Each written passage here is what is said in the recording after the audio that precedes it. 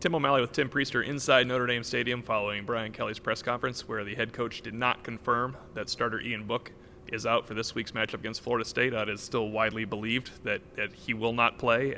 Brian Kelly also did not confirm that Ian Book took snaps in practice this week, just that he was at practice and involved.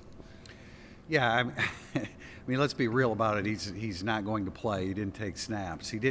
Brian Kelly didn't even actually say what the injury was, which was confirmed by Notre Dame this morning, at least the rib part of it.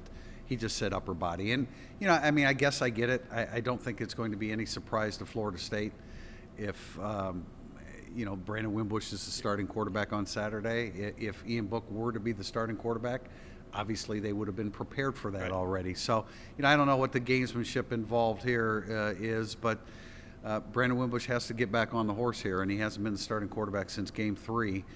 And he wasn't playing real quality football at that point. I know people keep bringing up the Michigan game, but that's not the quarterback that was replaced in the starting lineup. It was the quarterback against Vanderbilt. But Brandon Wimbush can beat this Florida State team, and he can play quality football. And we did ask Brian Kelly, what quarterback will we see if Brandon Wimbush is out there? Is it the one we saw in the first 3 weeks? And he said you will see a championship-level quarterback, a quarterback that can play championship football. And he also mentioned that Phil Dracovic, though maybe not 60-40 snaps, because he said they have actually been, this is another indication that Ian Book will not play, as they have been playing a lot of quarterbacks running through. It's not exactly 60-40, but Dracovic has been prepared to play, and because of the new redshirt rule, this would not hamper any future redshirt if necessary.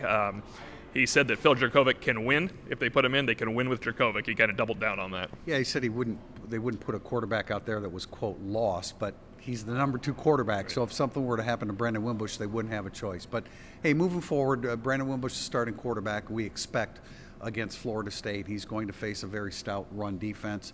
The weather is going to be bad. Brian Kelly doesn't seem to think it's as bad as maybe some of the forecasts that we've seen, because we have seen high winds right up to 25 miles an hour, and he's not expecting that. Maybe they've updated the forecast on that, but it is what it is for Notre Dame. They have an opportunity against a defense that's been very vulnerable. They've been good against the run. They've been vulnerable against the pass.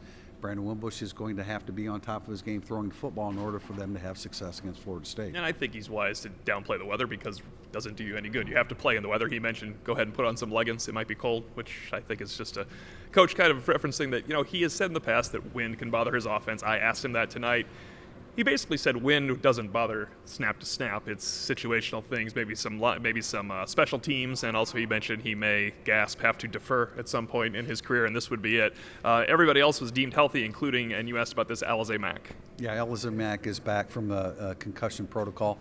And Drew Tranquill, he didn't quite give the same glowing report that Tranquill gave of himself physically yesterday. Said it was kind of a slow start to the week for him, but he expects him to be, if not 100%, a guy that is prepared to take 100% of the snaps. No official news from Notre Dame Stadium on Ian Book's status for Saturday, but we don't expect much of a change from what has been reported on Irish Illustrated and widely elsewhere. But Tim and I will be back a couple hours before kickoff to preview Notre Dame versus Florida State from Notre Dame Stadium.